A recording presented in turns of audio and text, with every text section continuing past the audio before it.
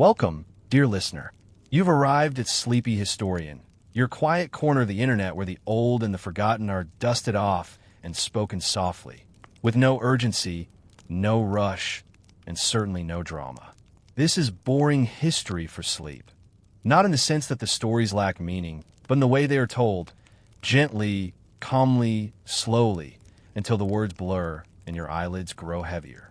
Many people call it falling asleep to boring history or bedtime relaxation and soft storytelling.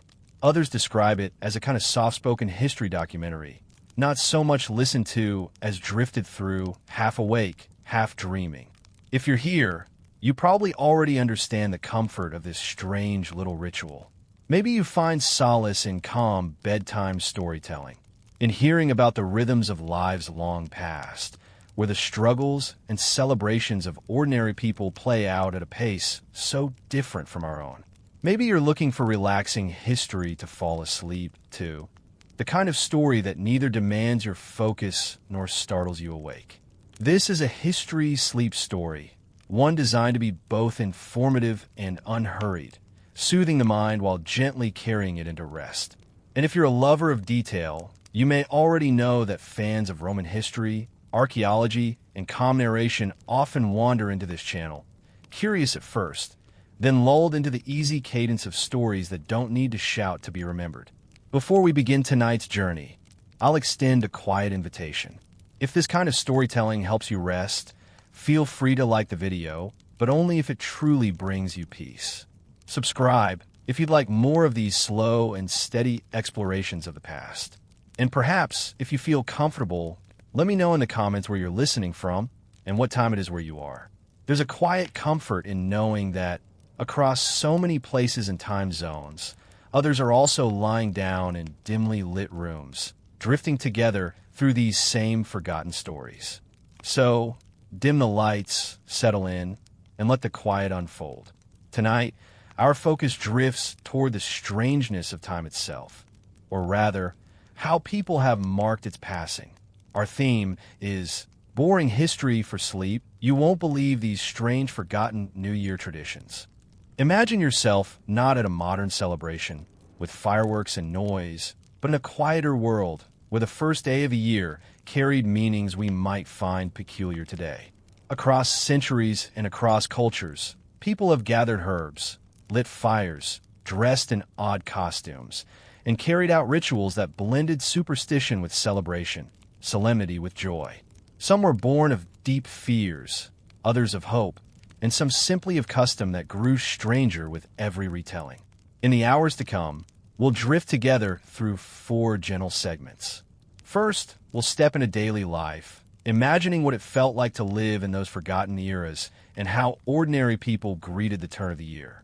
Then we'll pause with a figure, a biography, or event, quietly exploring how one person or one moment shaped these traditions.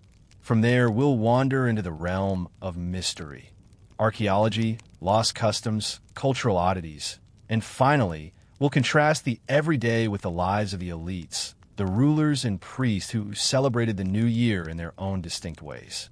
This journey won't be rushed. It won't demand your full attention. Instead, it will unfold like a soft tapestry, one stitch at a time, until your thoughts drift elsewhere and sleep gently takes hold. So, breathe deeply, settle in, and let's begin. Imagine, for a moment, the turning of a year not as we know it today, but as it might have been experienced in a small medieval village. No glittering fireworks, no clocks striking midnight with a televised countdown, but instead a slower rhythm, marked by the cycle of the seasons, by church bells, and by the careful observation of the natural world.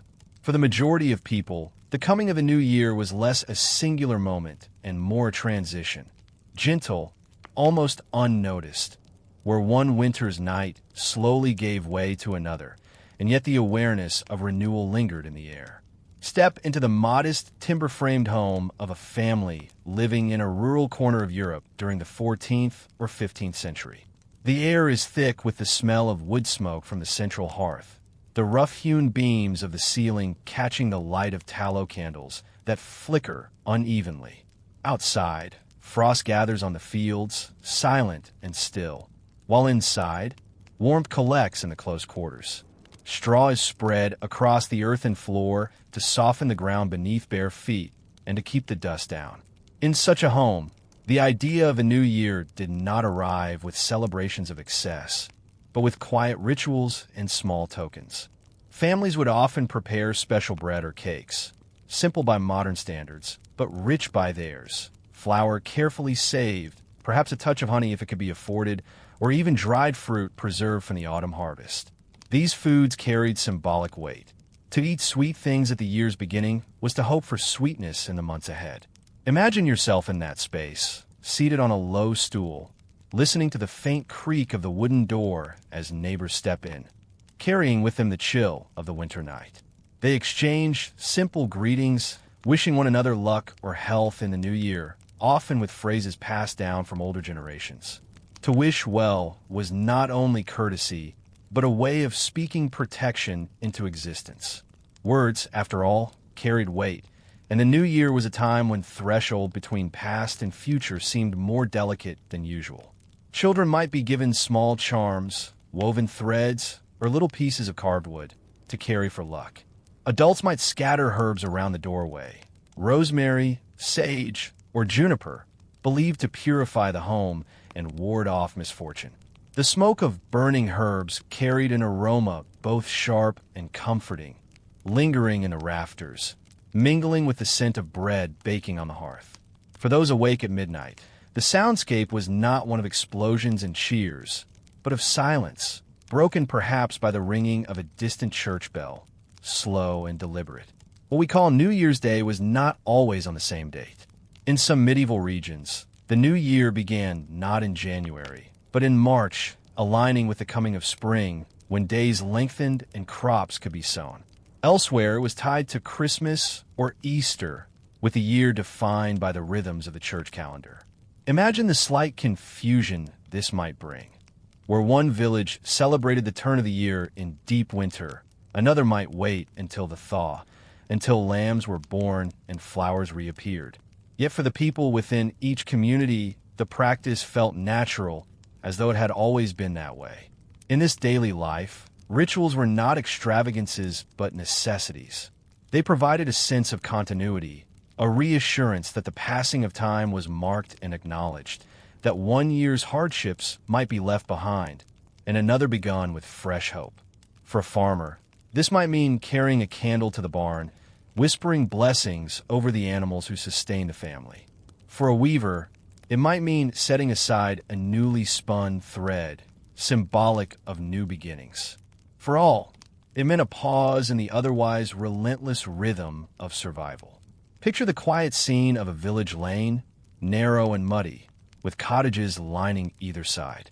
The windows glow faintly with firelight, and thin trails of smoke curl upward into the cold night air. Inside each dwelling, the customs vary slightly, yet all are united by a single idea, that beginnings matter. To start well was to invite the possibility of a good year, though no one could ever truly know what would come.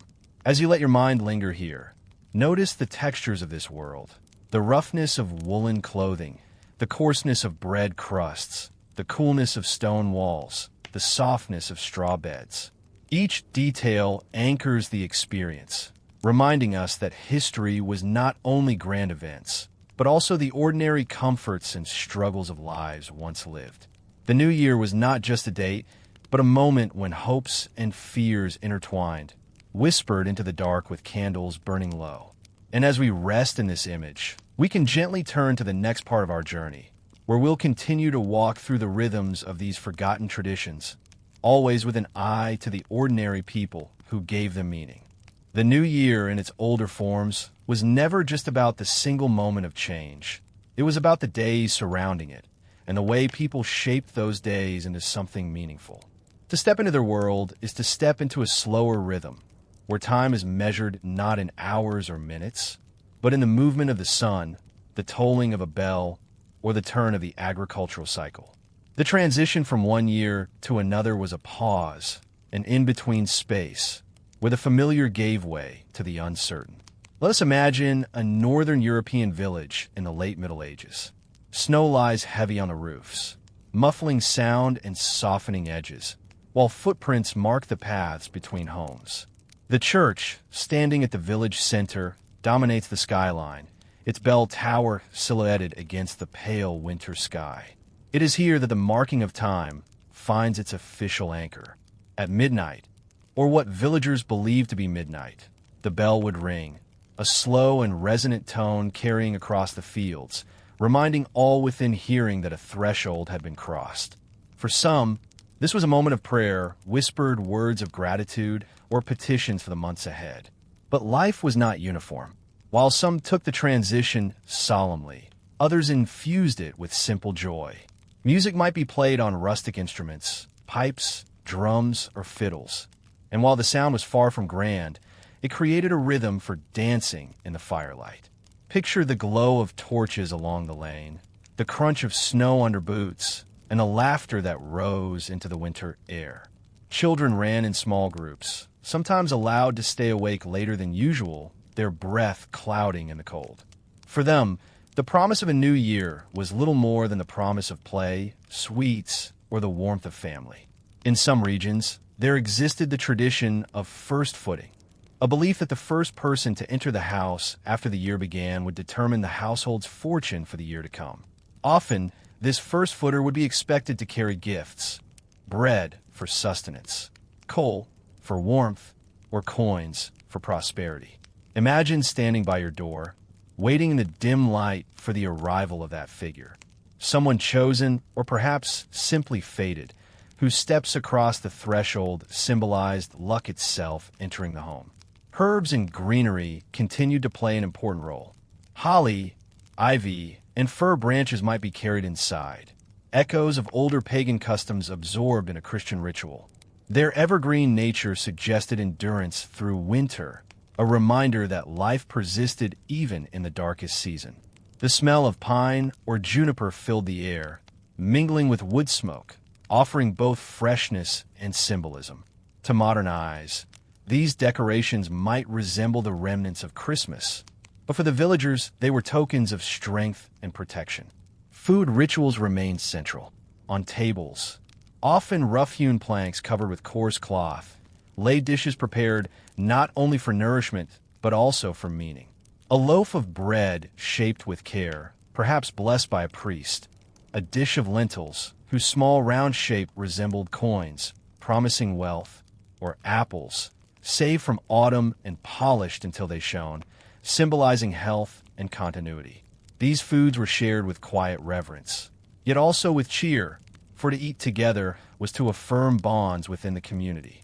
And as the evening turned into night, fires were often lit outside. Bonfires, though simple, carried symbolic resonance. They were said to banish evil, to mark the start of the new year with light overcoming darkness. The flicker of flames could be seen from afar, fields illuminated briefly before returning to shadow. Some would leap over small fires, a gesture of renewal and courage, while others simply warmed their hands, watching sparks vanish into the star-filled sky. The night was long, but it was not rushed. No one checked clocks, for clocks were scarce. Instead, the natural flow of events carried the community from old to new. As the fires burned low and the children's energy faded, families returned to their homes, pulling blankets of wool around themselves, lying down on straw beds, comforted by the knowledge that another cycle had begun. Whether joyfully or quietly, the new year had been welcomed.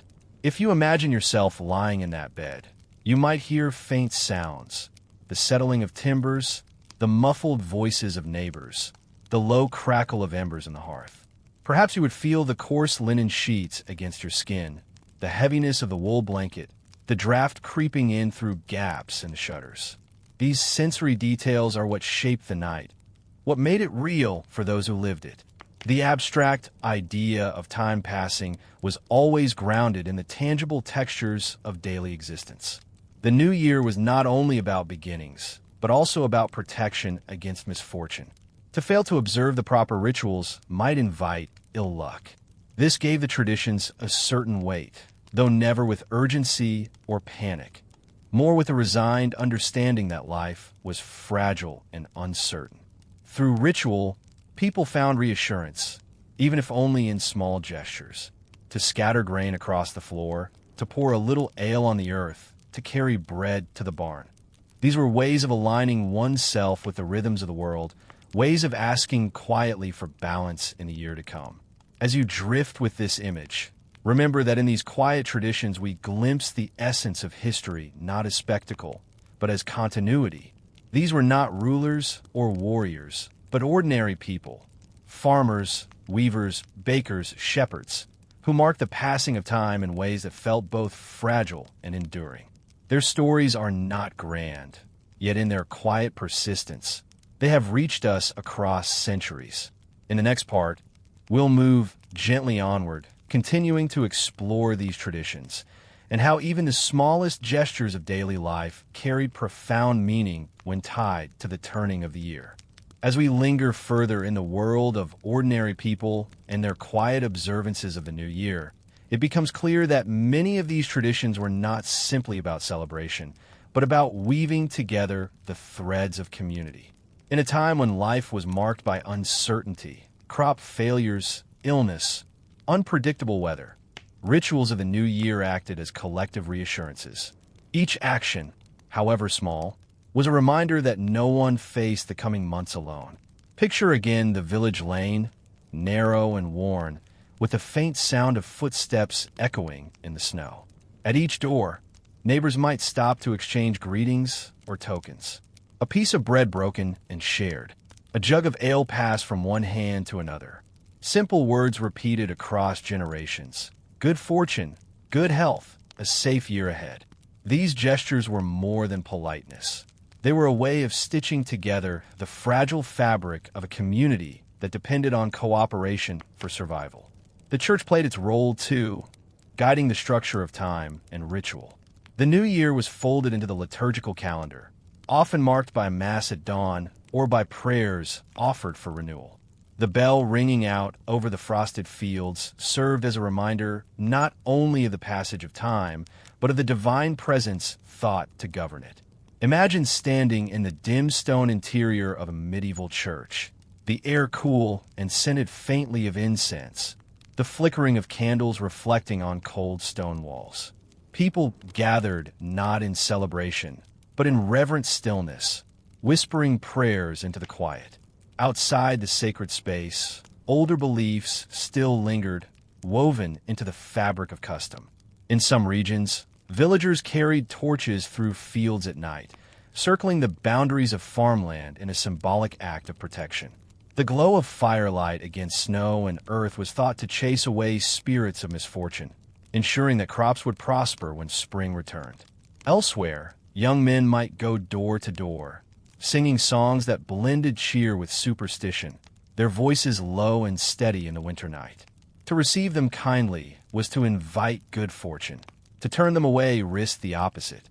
Animals, too, were not forgotten in the cycle of renewal. Cows, sheep, and horses might be sprinkled with blessed water or given small offerings of grain, gestures of respect to creatures upon whom daily survival depended. In some places, people whispered charms into the ears of livestock, words meant to guard them from illness or to ensure fertility in the coming year. These acts remind us how closely bound human life once was to the rhythms of a natural world, where the well-being of animals was inseparable from the well-being of people. The atmosphere of the village during this time was therefore a mix of solemnity and quiet festivity. Fires glowed, bells rang, voices rose in song, and yet the mood never tipped into excess or noise as we might recognize in modern celebrations. Instead, it remained grounded in modesty, in gestures that carried both hope and caution. To start the year properly was to acknowledge both the hardships of the past and the uncertainties of the future. Imagine walking down that village lane, past homes of wattle and daub, their walls whitewashed, their thatched roofs heavy with snow. Dogs bark faintly, chickens rustle in their coops, and in the distance the faint outline of the fields stretches into the darkness. The night sky above is vast and silent, stars glimmering coldly, while below, life continues in its measured rhythm. To witness this moment is to step into a continuity that feels both alien and familiar. Alien in its customs, familiar in its human need for meaning at the threshold of time. As midnight fades into dawn, the first day of a year begins slowly. Frost clings to the hedges, the ground crunches underfoot, and smoke begins again to rise from chimneys. Families gather around the hearth, sharing bread and warm drinks.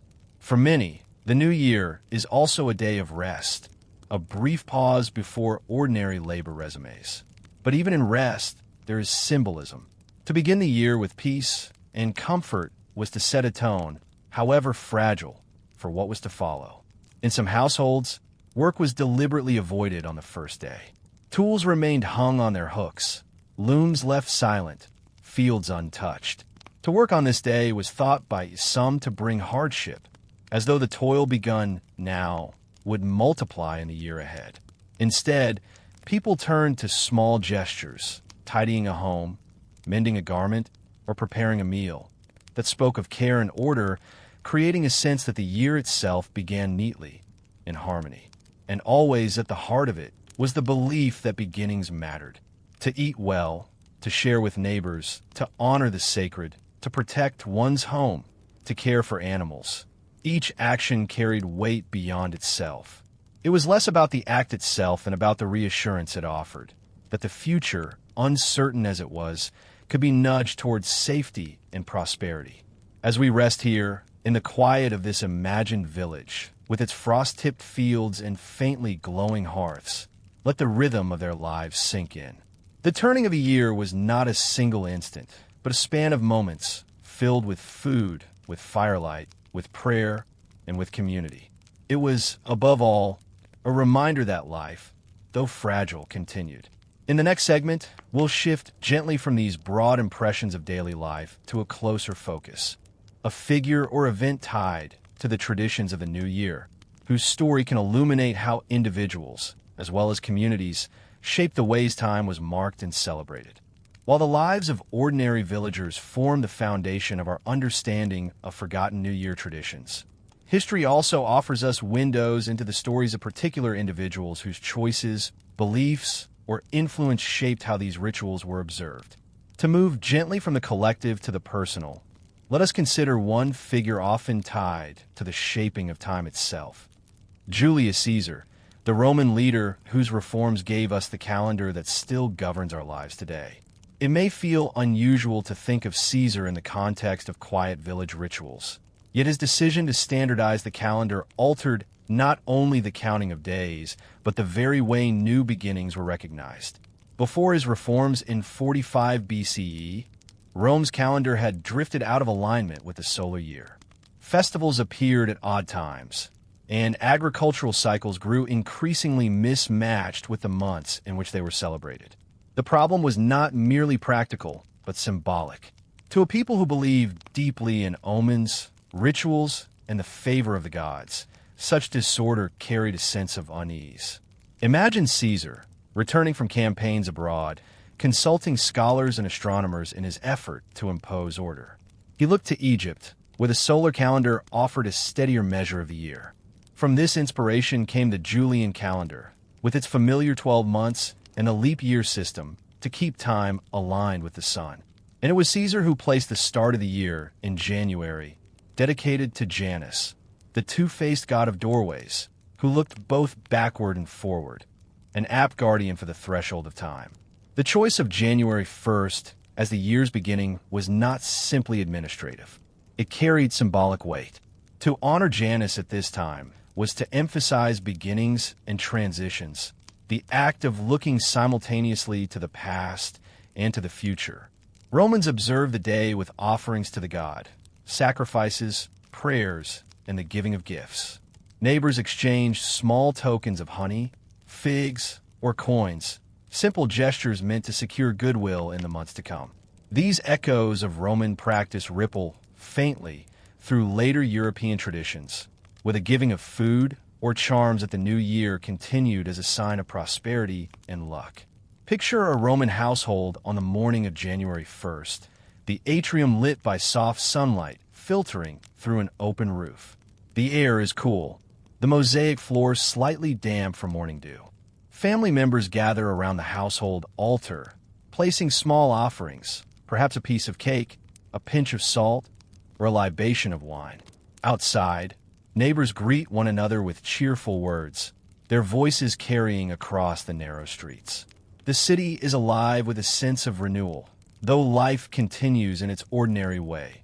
Vendors in the marketplace, children playing in courtyards, soldiers marching in formation. For Caesar, the calendar reform was part of a larger project of imposing order, both upon time and upon the state itself. It reflected his ambition, but also his recognition that rituals and rhythms were the fabric of society. By aligning the year with the solar cycle, he gave stability to celebrations, plantings, and rituals that had previously been uncertain. Though he himself would not live long to see the legacy of his decision, the mark of his reform has endured for over 2 millennia. What is striking in this context is how the actions of one leader could ripple outward, shaping not only political structures, but also the intimate rhythms of family life.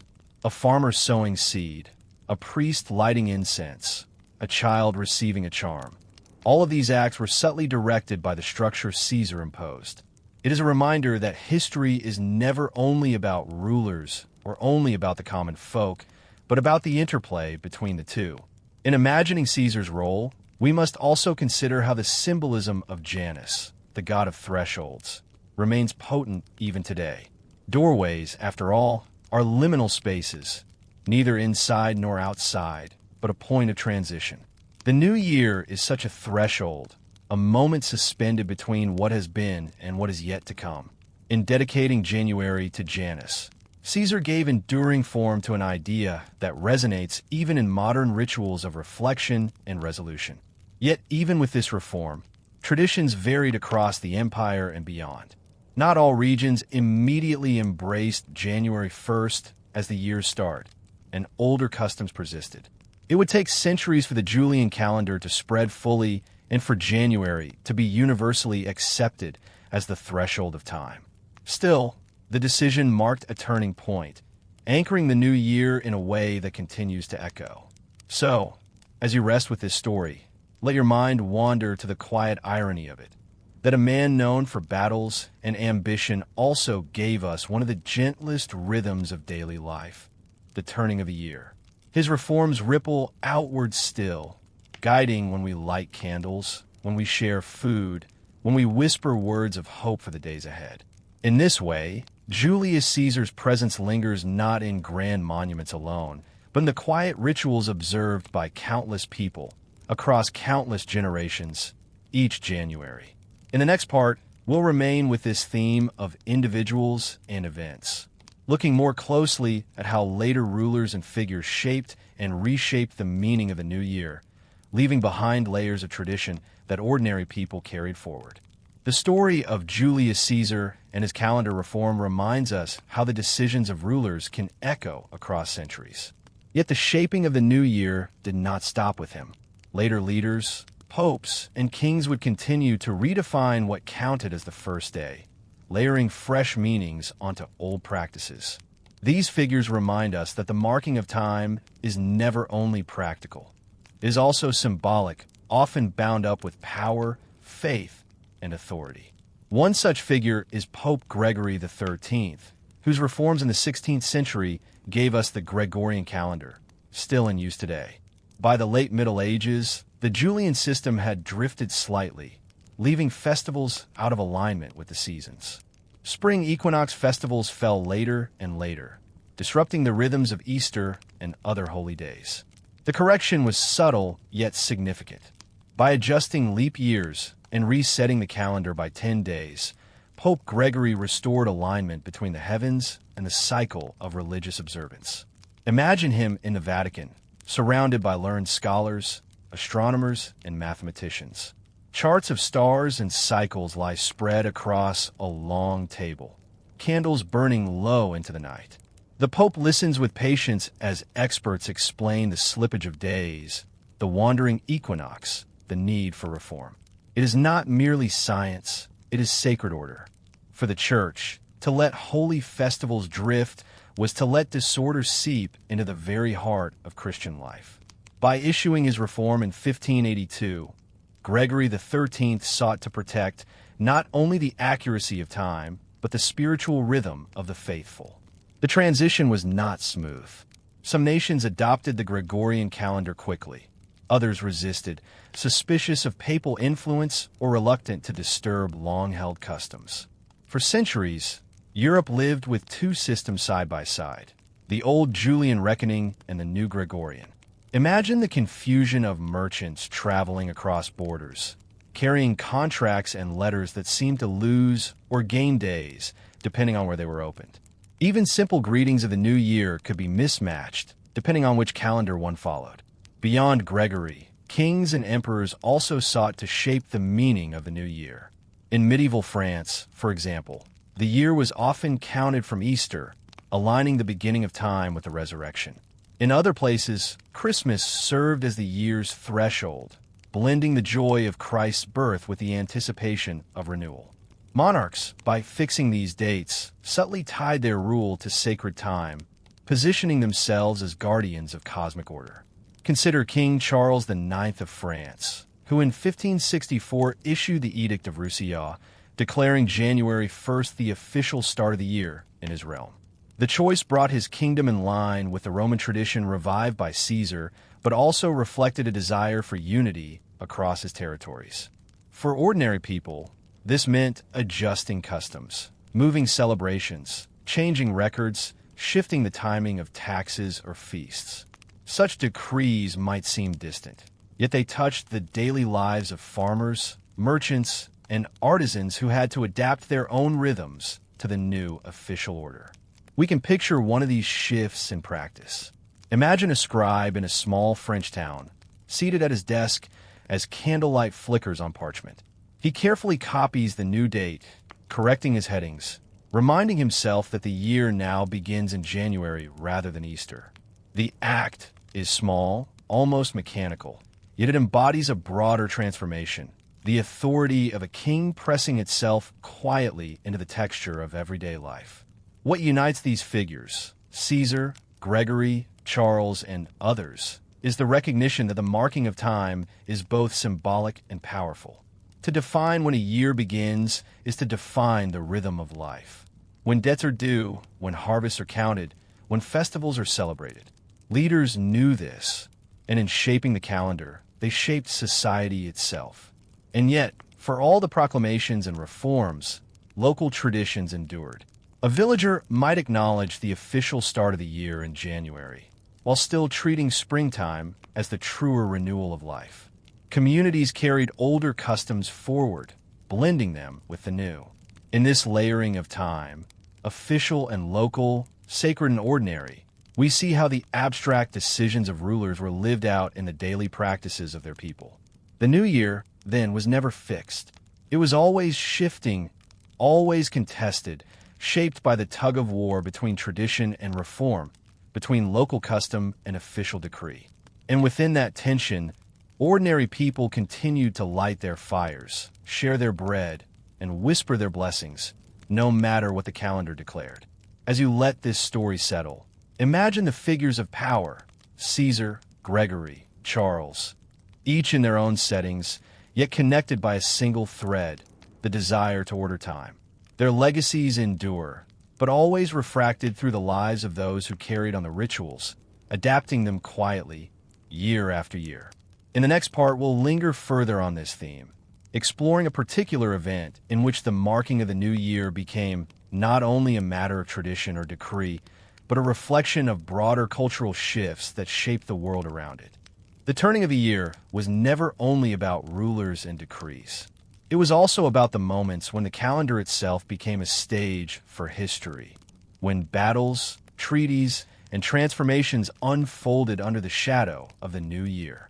One such event is the coronation of Charlemagne on Christmas Day in the year 800, which reveals how leaders used the turning of the calendar to anchor their power in sacred time.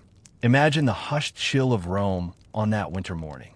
The air is crisp, faint incense lingers in the great basilica of St. Peter's, and the stone walls echo with solemn chants. As the year drew toward its close, a new order was declared. Pope Leo III placed the crown upon Charlemagne's head, proclaiming him Emperor of the Romans.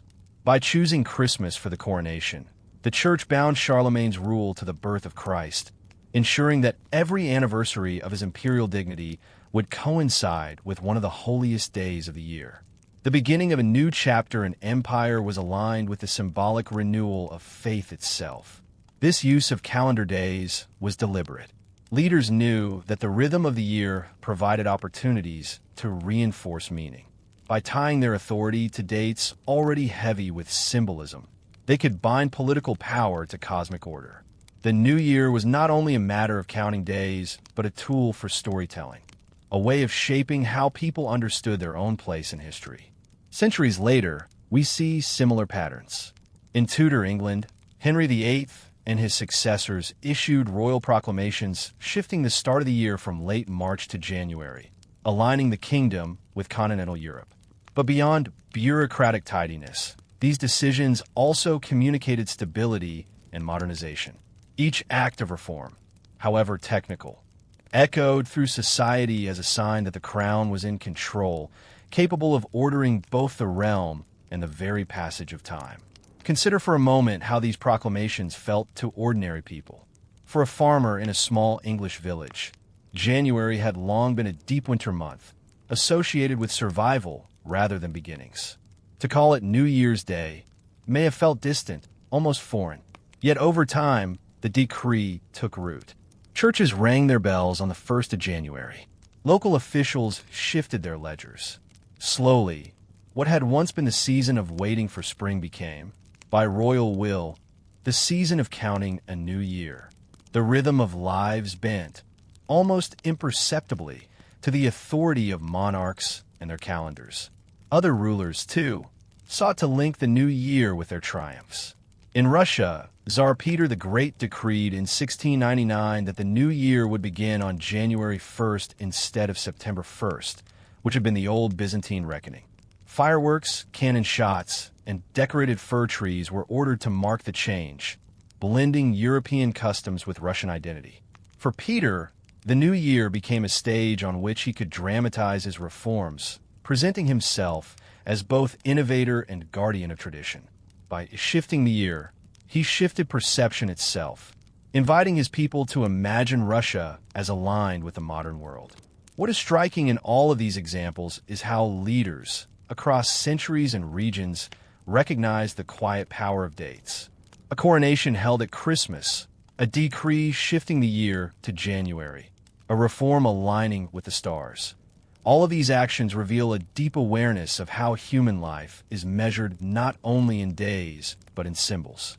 You can almost picture a medieval villager marking time in two ways, by the practical cycle of planting and harvest, and by the official cycle decreed by rulers and priests.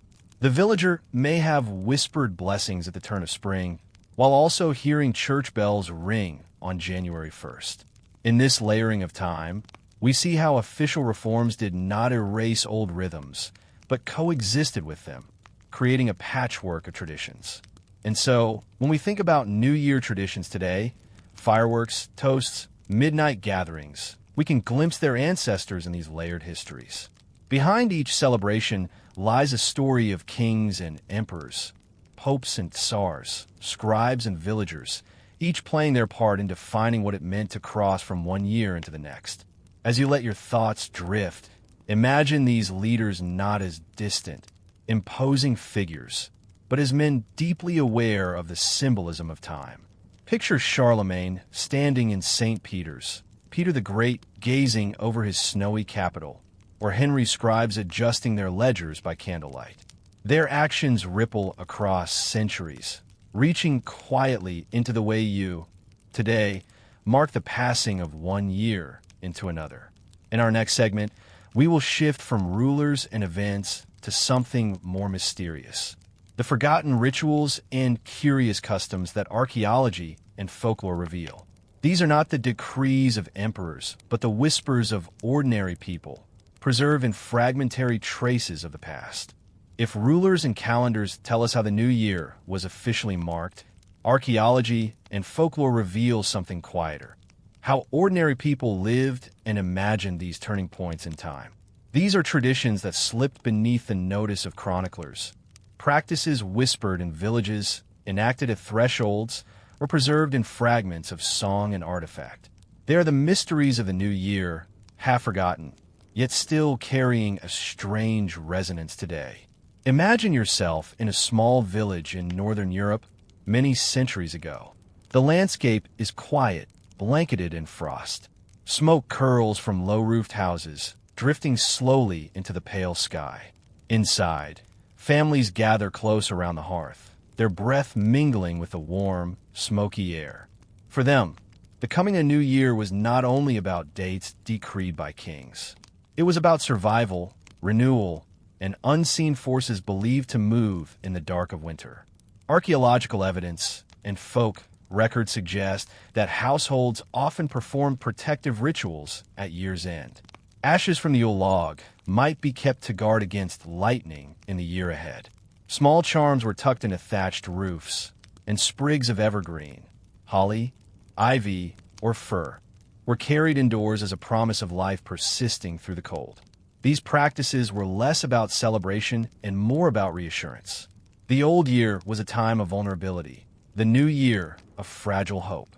One curious custom, noted in scattered medieval sources, involved opening doors and windows at midnight to let the old year out. The gesture was symbolic, inviting stale time and ill fortune to leave, making room for blessing. Archaeologists have even uncovered doorposts with unusual carvings or markings, interpreted as apotropaic signs, protective against misfortune. Imagine the scene. A wooden door creaks open into the frozen night, villagers standing quietly as the chill air sweeps in, believing that unseen troubles slip away into the darkness. There were also practices connected with sound. Bells were rung in churches not only to mark the passage of time, but to chase away spirits believed to linger at year's turning. In some communities, people banged pots, clashed iron, or sang in loud voices. The cacophony was not festive in the modern sense, but purposeful, a way of cleansing the air, of ensuring that malign forces were unsettled and kept at bay. Fragments of songs and carols suggest another layer of meaning. In rural England and Scotland, first-footing customs appeared, where the first person to cross a household's threshold in the new year brought luck for the months ahead. Ideally, it was a tall, dark-haired man bearing gifts of bread, coal, or drink, symbols of sustenance, warmth, and cheer.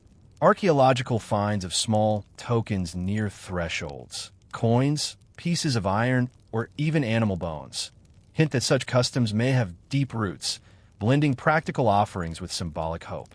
In other parts of Europe, especially in the Germanic world, there are traces of what scholars call the wild hunt, a spectral procession believed to ride through the winter skies at year's turning. Though terrifying in its imagery, it was also tied to renewal, a reminder of forces larger than human control.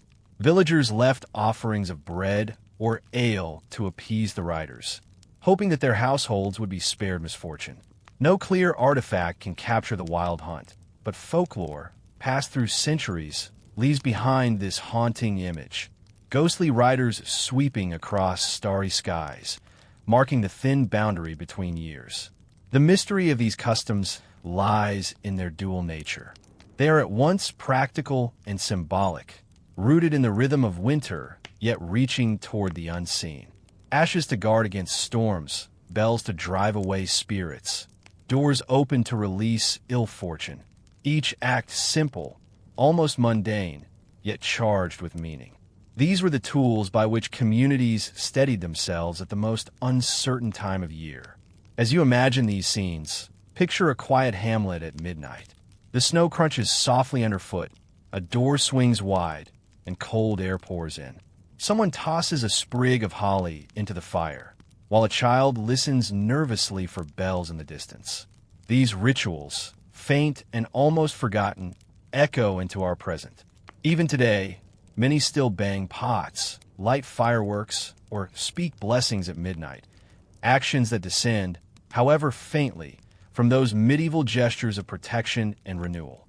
This is the archaeology of time, not only in objects but in practices.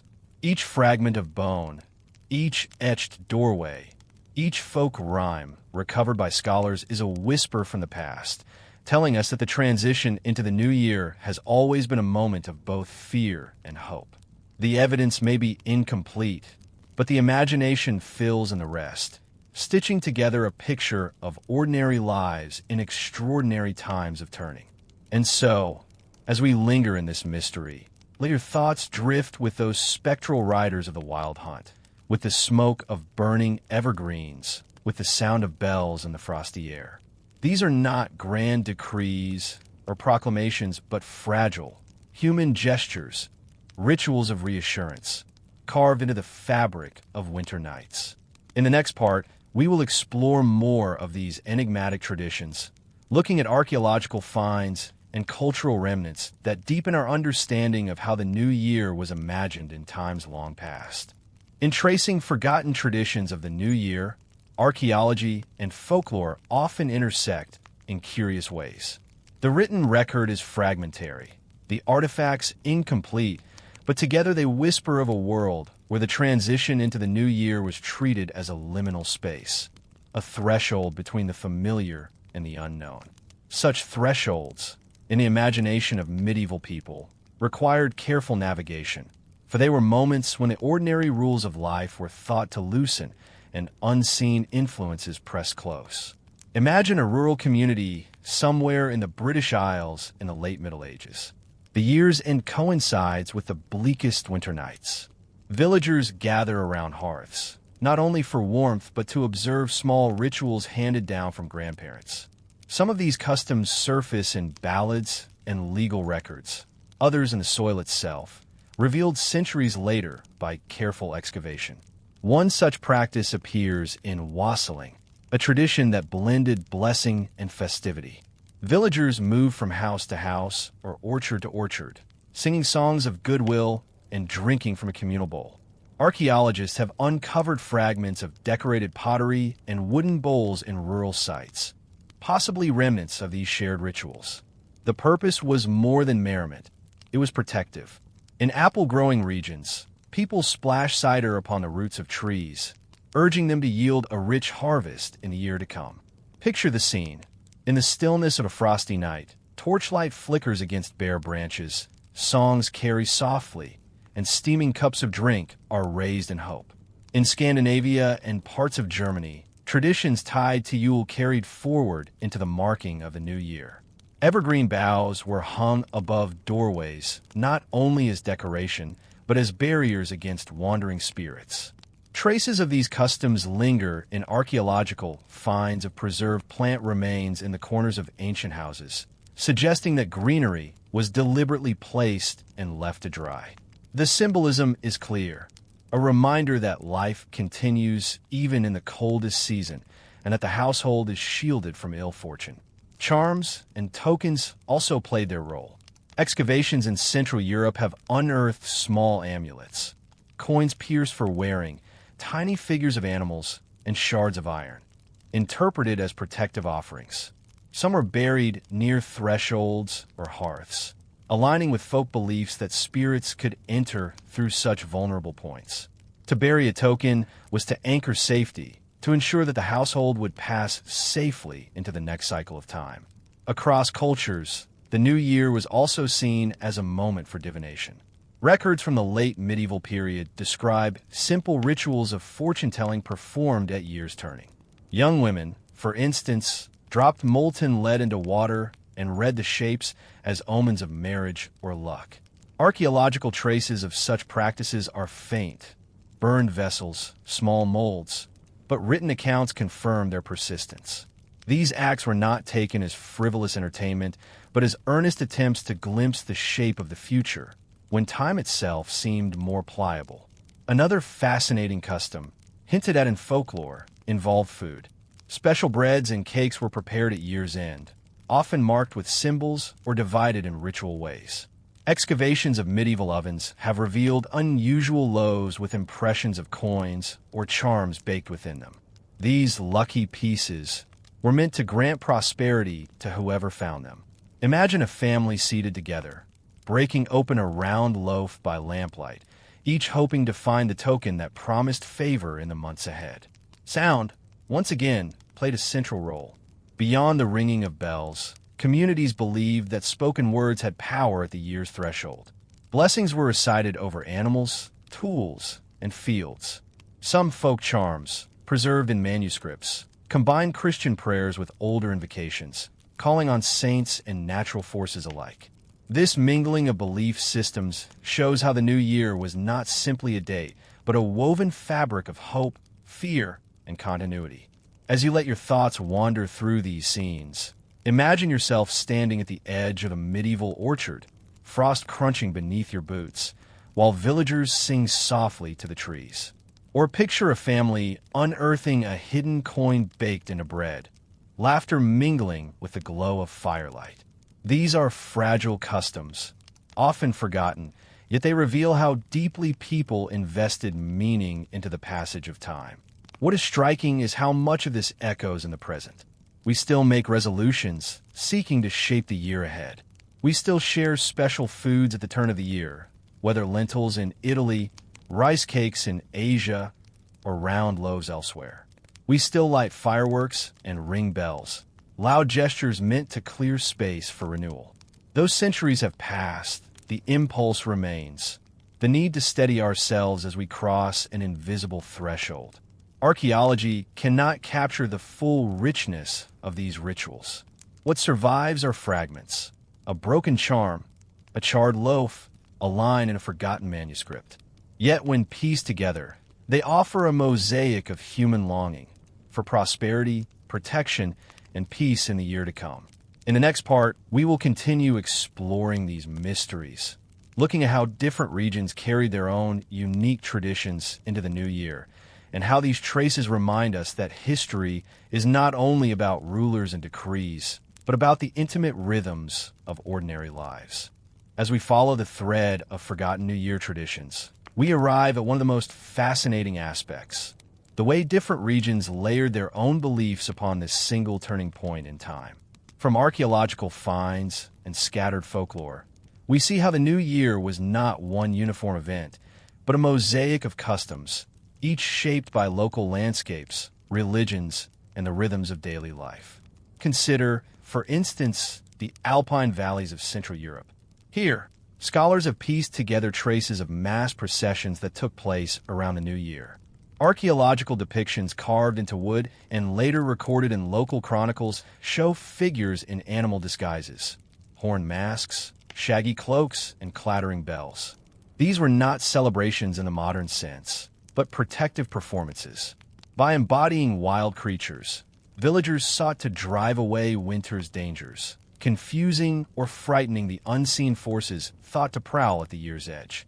Imagine the muffled crunch of snow as a line of masked figures winds through the village, bells jangling, their shapes flickering in torchlight against the dark.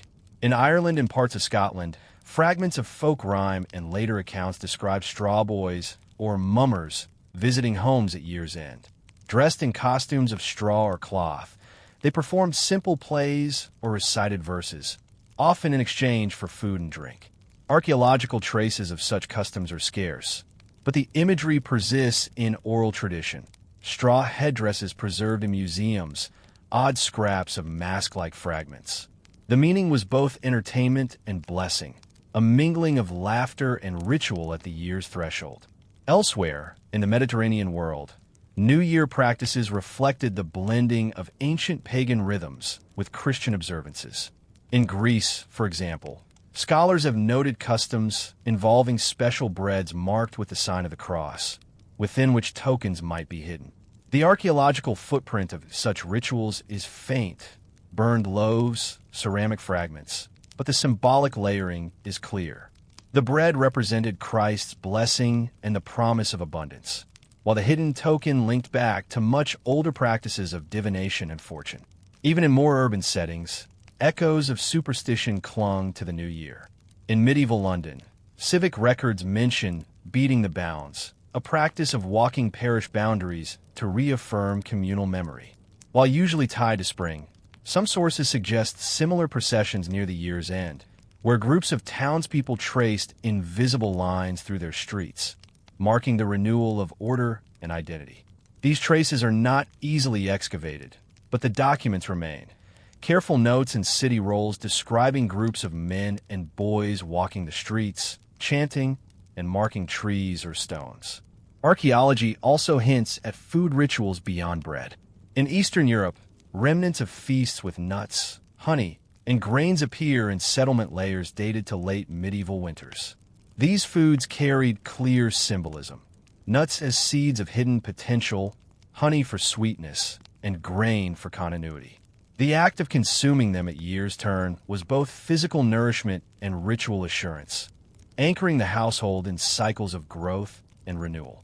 Another curious detail appears in Central and Eastern Europe: animal masks and bones found in contexts linked to winter gatherings.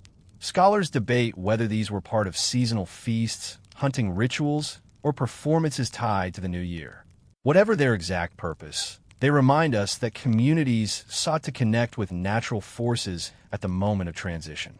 To wear an animal's shape was to borrow its strength, ensuring resilience in the uncertain months ahead. What binds all these customs together?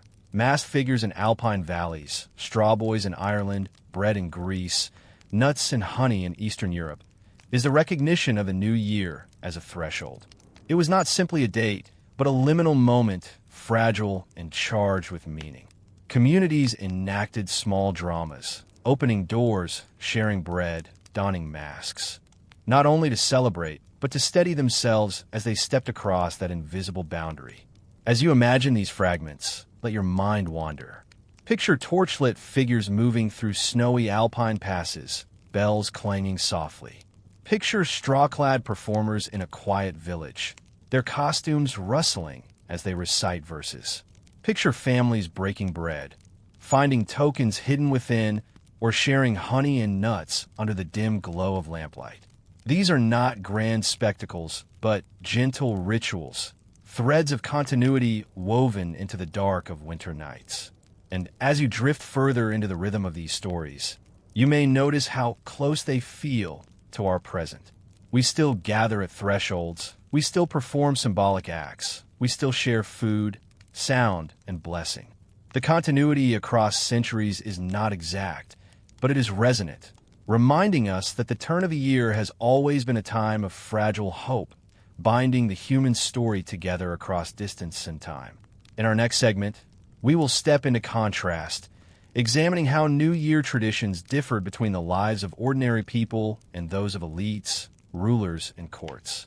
Through that lens, we will see both the shared humanity of this transition and the gulf that separated peasants from princes at the start of a year. The marking of a new year was never experienced the same way by everyone. While villagers opened doors to let the old year out, or shared simple bread marked with charms, those who lived in castles, courts, and great halls experienced the transition with very different textures of ritual. The divide between ordinary people and the elite was not only a matter of wealth, but of symbolism. For rulers and nobles treated the new year as an opportunity to display power, generosity, and order. Imagine the contrast.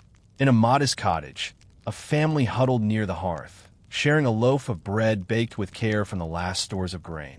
In a royal palace, meanwhile, servants hurried through echoing corridors, laying out gold and silver vessels, preparing long trestle tables for feasting, and arranging gifts to be presented in elaborate ceremony.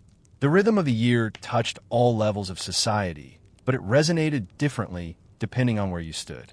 In medieval France and England, the gift-giving day at the start of the year was one of the most important courtly rituals. Monarchs exchanged presents with courtiers, nobles, and servants, each gift a subtle statement of loyalty, expectation, or favor. Records survive detailing these offerings: rich fabrics, illuminated books, precious vessels, and sometimes even symbolic tokens of animals or jewels. To give and receive was not simply generosity. It was political theater performed against the backdrop of the year's beginning. Picture a great hall lit by flickering torches, banners hanging heavy from the rafters. Courtiers step forward one by one, bowing low before the throne, offering finely crafted objects. The king or queen receives them with solemn dignity before presenting their own gifts in return. The exchange affirms hierarchies, reasserts bonds, and sets the tone for the year. Where a villager might share a sprig of holly or a lucky coin, a noble might receive a jewel-encrusted cup or a purse of coin sewn with silk thread. In some courts, elaborate banquets mark the new year. Feasts stretched late into the night, tables groaning with roasted meats, spiced dishes, sweet pastries, and wines. Musicians played softly while servants circulated with pitchers and platters. These feasts were not merely indulgence, but symbolic abundance, a demonstration that the ruler's household embodied prosperity at the year's threshold. Even the choice of foods carried meaning. Peacocks or boars as emblems of strength, sweetmeats as symbols of refinement, and gilded breads as signs of divine blessing. In Italy, during the Renaissance, the courts of Florence and Milan elevated these traditions to art. Masks and pageants accompanied the new year, with allegorical figures parading through halls or streets, embodying virtues, planets, or seasons. Artists and poets were commissioned to design spectacles that aligned the household of a ruler with the cosmic turning of time. To witness such a pageant was to be reminded that the duke or prince was not merely a political leader, but a figure woven into the fabric of cosmic order. Contrast this grandeur with the lives of common folk. A farmer's family might see no roasted peacock, no pageant of virtues. Their new year was quieter, humbler, bound by survival. They exchanged tokens of bread, coal, or drink, with meaning no less profound. Both experiences, one wrapped in velvet and gold, the other in wool and ash, spoke to the human need to mark transition. Yet the gulf between them was wide, reminding us of the stratified nature of medieval and early modern society. Archaeology helps us glimpse this divide. Excavations of royal residences reveal fragments of exquisite tableware, gilded plates, glassware from distant lands, even seeds and bones of exotic foods consumed at feasts. Meanwhile, rural sites show coarse pottery, charred barley loaves, and animal bones from modest stews. Both speak of New Year meals, but the scale and symbolism differ dramatically. Even clothing marked the contrast. Nobles might don new garments at the year's turn, embroidered with costly dyes for linings and gold thread. Villagers might patch and mend, their clothing carrying forward the wear of seasons past. Yet even so, many sources suggest that ordinary people sought to wear something fresh on the new year, even if it was only a repaired garment or a sprig of greenery pinned to a cloak. The desire for renewal was universal, though expressed through vastly different means. As you picture these parallel worlds, imagine two scenes unfolding at once. In one, a grand hall echoing with music, filled with the gleam of silver dishes, courtiers in silken robes, the monarch presiding with solemn grace. In the other, a small home dimly lit, children sharing a simple loaf while their parents whisper blessings into the fire. Both moments mark the same boundary in time. Both, in their way, affirm continuity, hope, and the promise of a new year. This interplay between elite display and humble ritual is one of the defining features of historical tradition. It shows us that while the calendar's turning was shared by all, the way it was enacted depended on position, wealth, and power. And yet, beneath the differences, the same impulse beats: the need to cross the threshold of time with ceremony, however simple or elaborate. In the next part, we will look more closely at how these courtly rituals of gift-giving and feasting evolved, and how they shaped relationships between rulers and their people. Courtly rituals at the new year were never static. They shifted across centuries, changing with dynasties, fashions, and political needs. To linger in these traditions is to observe how the calendar's turning became a stage upon which authority was quietly rehearsed and affirmed. The exchange of gifts, the pageantry of feasting, and the subtle negotiations of favor all rested upon the idea that time itself could be domesticated, ordered, and made to serve the household of rulers. In France, particularly under the Valois dynasty, the ritual of étrennes, the New Year's gifts, was formalized into an annual rhythm. Courtiers prepared for weeks in advance, carefully choosing items that would demonstrate loyalty while flattering the taste of the monarch. The king or queen, in turn, responded with presents of greater or equal magnificence, ensuring a circulation of wealth that tied courtiers ever closer to the crown. Chronicles describe bolts of velvet, reliquaries, illuminated manuscripts, and intricate goldsmiths' work changing hands in this quiet dance of obligation. In Tudor England, the tradition was just as prominent. Surviving lists from the reign of Elizabeth I reveal the sheer variety of objects she received: perfumed gloves, embroidered handkerchiefs, finely wrought cups, even elaborate sweets sculpted into symbolic forms. Each gift carried meaning. A courtier presenting gloves might subtly remind the queen of their loyalty and service, while the queen's return gift, perhaps a piece of plate or a jewel, reinforced their bond. These exchanges were not merely seasonal generosity, but instruments of governance. To be excluded from the ritual was itself a message, a signal of disfavor, of waning influence. The pageantry of food, too, played its role. At royal banquets, elaborate dishes were crafted to impress not only the palate but the eye. Subtleties, those intricate sugar sculptures so beloved of Renaissance courts, might depict castles, mythical beasts, or allegorical figures. They dissolved quickly upon tasting, but for a moment they embodied both artistry and abundance. The act of consuming such creations was symbolic, the ruler presiding over the transformation of sugar into fleeting marvel, much as they presided over the transformation of time itself into ordered years. Consider the atmosphere of such a feast. Servants moving in precise formation, carrying dishes in sequence. Musicians playing softly at intervals. Torches casting wavering light on polished wood and gleaming silver. Courtiers leaning forward, attentive not only to the food, but to the distribution of glances, smiles, and word from their sovereign. Each detail mattered. Even the placement of guests reflected hierarchies, with proximity to the ruler serving as a visible marker of favor. Beyond Europe, too, elites marked the new year in distinctive ways. In imperial China, where the Lunar New Year carried profound significance, the emperor presided over ceremonies in the Forbidden City that emphasized cosmic harmony. Court officials presented tributes, while vast banquets affirmed the emperor's role as mediator between heaven and earth. The gifts exchanged there might include precious jade, silks, or symbolic foods, each item resonating with layers of meaning. Though distant in geography from the courts of Europe, the impulse was familiar: to transform the boundary of years into a public performance of stability and power. What emerges from these practices is not simply a picture of luxury, but of responsibility. Rulers bore the expectation to embody continuity, to ensure that the world's turning was mirrored by the turning of their households. A poorly managed gift exchange or a disappointing feast could raise whispers of decline. Conversely, an abundant and orderly celebration reassured subjects that their ruler's hand was steady, their prosperity secure.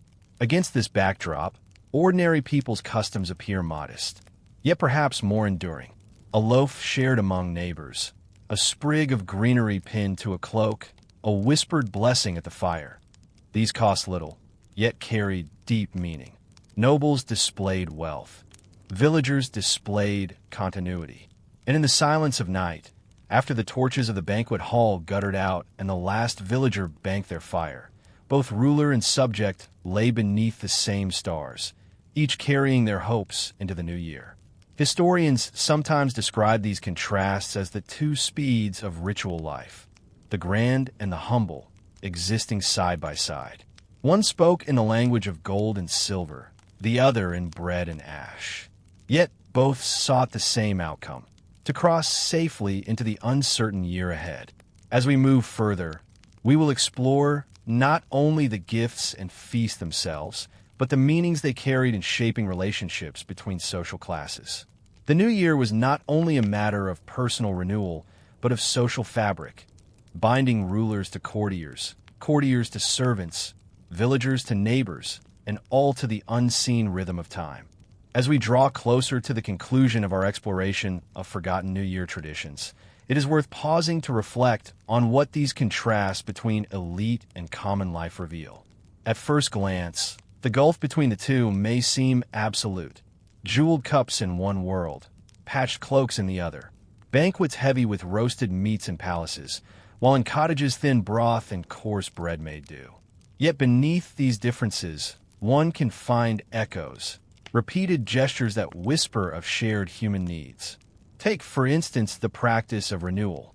In royal courts, renewal might appear as the commissioning of new garments, rich with costly dyes, or the presentation of fresh jewels to mark allegiance. For villagers, renewal was humbler, yet no less symbolic. A clean hearthstone, a sprig of evergreen set above the doorway, or the decision to wear freshly mended clothing. In both cases, the new year was not left to chance. It was carefully welcomed with tangible acts, physical markers that spoke of starting anew. Hospitality, too, spanned both worlds. Monarchs demonstrated hospitality by feasting their court, distributing gifts, and opening their halls to display abundance. Villagers showed hospitality by sharing ale with neighbors, exchanging loaves, or leaving their doors unlatched for friends. Different scales, but a similar impulse. To affirm bonds of community, to remind one another that survival was not a solitary pursuit, but a collective one. Superstitions provided another common thread. In the cottages of Scotland, a dark-haired visitor crossing the threshold after midnight was seen as a blessing, ensuring luck for the year to come. In noble households, the arrival of a favored courtier bearing a well-chosen gift might serve the same role, a favorable omen, a token that fortunes would hold steady. Both beliefs hinged on the same fragile hope, that the unknown year ahead could be softened by ritual, its dangers lessened by custom. And always there was music. In villages, fiddles, pipes, and voices carried simple tunes across snowy lanes. The songs repeated year after year until they blurred into timelessness. In courts, choirs sang polyphonic works, and lutes or viols accompanied intricate dances. Yet in both places, music signaled continuity, weaving sound into the passage of hours as the old year slipped away and the new emerged. To listen to such sounds, whether humble or refined, was to feel oneself part of a rhythm larger than any single life. The archaeological record, sparse though it may be, helps bring these parallels into focus. In manor houses, fragments of costly imported ceramics hint at feasts.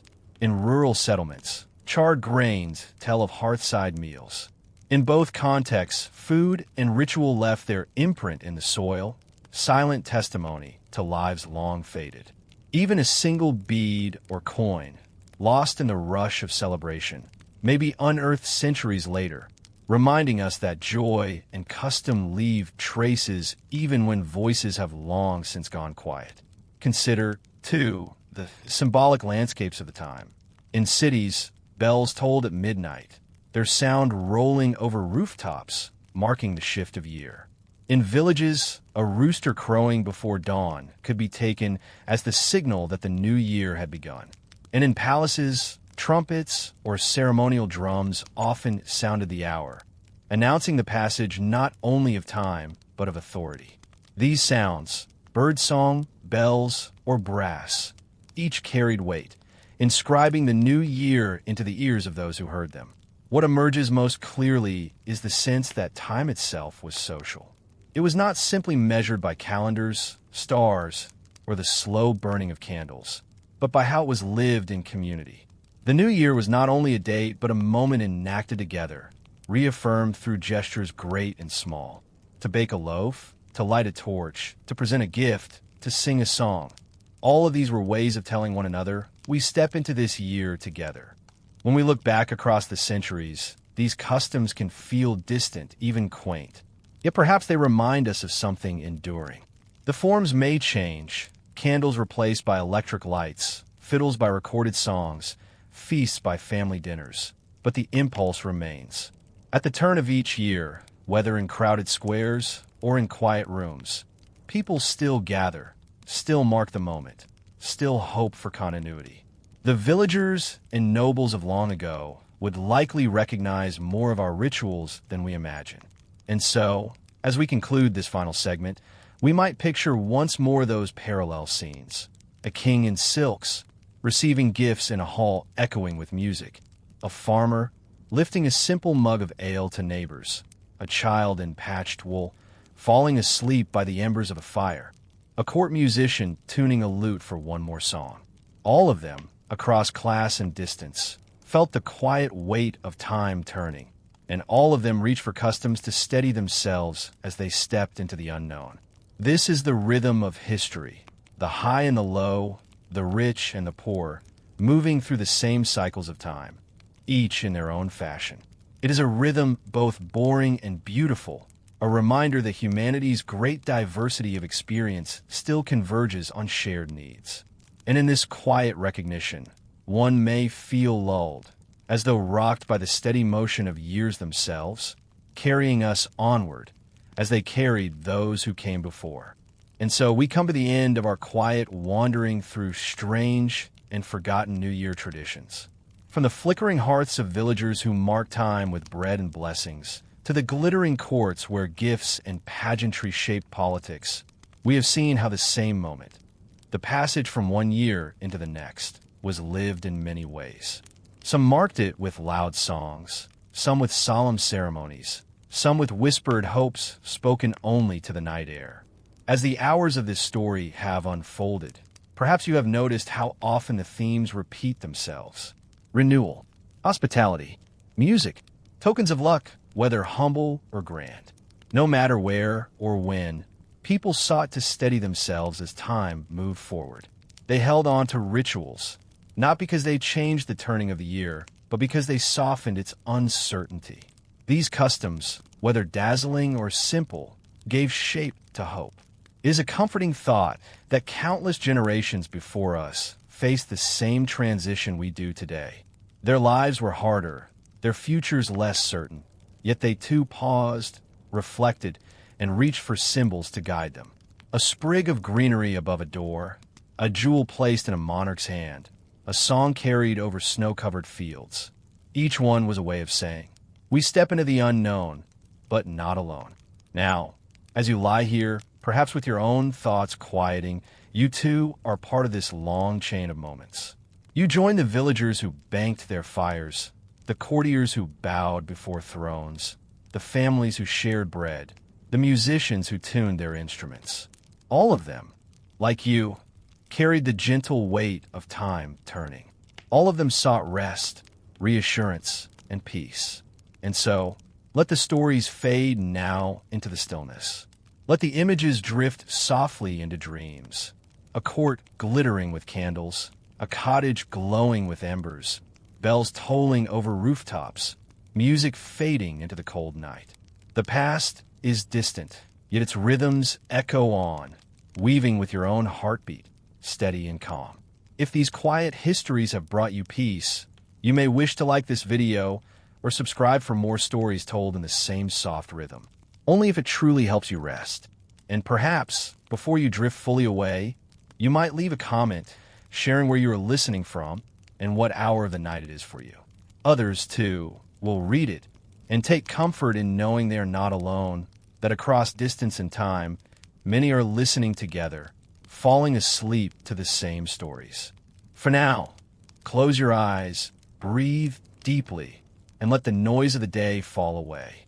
The old year has passed. The new year begins, and you are carried gently forward, wrapped in the quiet embrace of history. Sleep well, and let the past keep watch as you rest.